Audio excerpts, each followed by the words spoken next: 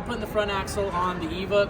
A little bit of a shortcut for you guys to make it easier. So we're going to start out, we're going to get our axle, we're going to get our Allen key or hex key, we're going to get a spring, and we're going to get the Bearpaw. So start out with the axle, place it in. If you can look from behind me, I'm going to place the spring on first.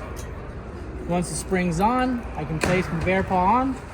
Make sure that it's facing upwards so that you're in a good spot. Okay, and then you put the axle all the way through. Move that Bearpaw over, pull the spring, and put the Bearpaw inside that spring. So now it's nice and loaded. Okay, I'm gonna put everything over to the side.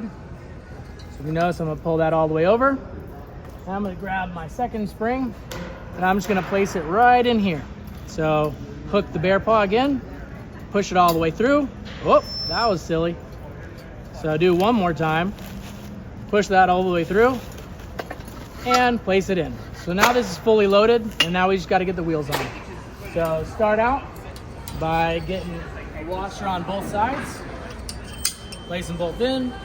Now I get my wheels on both sides, place these in. Washer washes once again.